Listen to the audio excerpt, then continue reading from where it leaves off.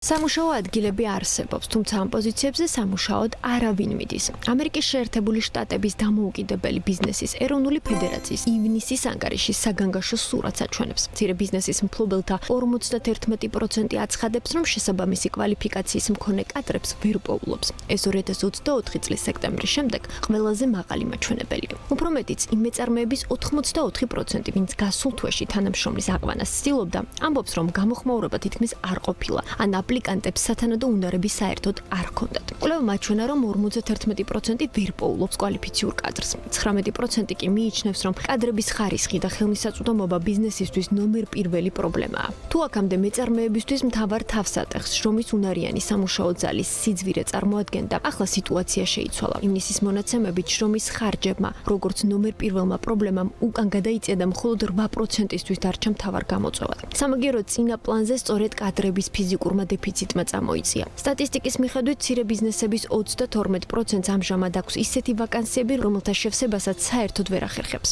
ეს ნიშნავს, რომ ბიზნეს ფული აქვს, თუმცა რეალურად აღარავინაა, ვინც საქმეს გააკეთებს. რატომ უჭირს მცირე ბიზნესს ხალხის დაქირავება? მიზეზები კომპლექსურია. პირველ რიგში ეს ეხება სპეციფიკური საქმისმცოდნე ადამიანებს, სანტექნიკოსების, წარმოების ტექნიკოსებისა თუ სხვა პროფესიონალების პოვნა. განსაკუთრებით დიდ ქალაქებს მიღმა ურთულესია. მეორე მხრივ პრობლემაა არაკვალიფიციურ მუშახელში. ცხოვრების გაძვირებული ხარჯებისა და მაღალი ინფლაციის ფონზე სამუშაოს მაძიებლები ითხოვენ ისეთ ხელფასებს, რომელთა გადახდაც მცირე ბიზნესს ხშირად არ შეუძლია. დამსაქმებლები აღნიშნავენ, რომ მიუხედავად კონკურენტული ანაზღაურებისა და დამატებითი ბენეფიტებისა, როგორიც არის ფასიანი შვებულება თუ დაზღვევა, მომსახურების სფეროში ვაკანსიები მაინც შეუსებელი რჩება. მთავარი კითხვა, რაც ისმის, არის ის, თუ რამდენად სერიოზულია პრობლემა. ექსპერტების შეფასებით, კადრების ნაკლებობა ახლა ბიზნესისთვის გადარჩენის საკითხია. კომპანიები იძულებულები არიან უარი თქვან ახალ შეკვეთებზე, რადგან სამუშაო შემსრულებელი ფიზიკურად არ ხავთ.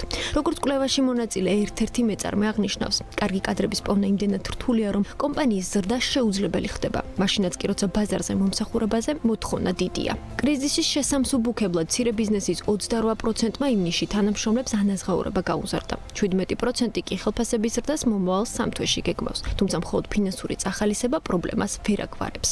უნდა ითქვას ისიც, რომ მცირე ბიზნესი ამ ბრძოლაში ხშირად უთანასწორო პირობებშია, სულ კორპორაციებთან შედარებით. ენერგომატარებლების საწვავისა და ბიზნეს დაზღვევის გაწვირების ფონზე მეწარმეებს სულ უფრო უჭირთ საოპერაციო ხარჯების დაბალანსება და პარალელურად მიმზიდველი პაკეტების შეთავაზება. მიუხედავად ამ სირთულეებისა, მეწარმეები დანებებას არ აპირებენ. კვლევითი ორგანიზაციის დასაქმების ინდექსის მიხედვით, კომპანიების ნაწილი მომდევნო 3 თვის განმავლობაში ახალი სამუშაო ადგილების შექმნას მაინც აპირებს. თუმცა თუ ეს ვაკანსიები კვლავ შეუსებელი დარჩა, ბიზნესის გაფართოების გეგმები მხოლოდ ქაღალდზე დარჩება. კვლევა აჩვენებს, რომ მცირე ბიზნესისთვის დღეს მთავარი გამოწვევა არა კლიენტების მოძიება, არამედ იმ ადამიანების პოვნაა, ვინც ამ კლიენტებს მოემსახურება. ეკონომისტები ამბობენ, რომ თუ შრომის ბაზარზე მოთხოვნა მიწოდების ბალანსი არ დარეგულირდა და კვალიფიციური კადრების ხელმისაწვდომობა არ გაიზარდა, მცირე ბიზნესის სექტორი, რომელიც ეკონომიკის ხერხემალია, სტაგნაციის წინაშე აღმოჩნდება.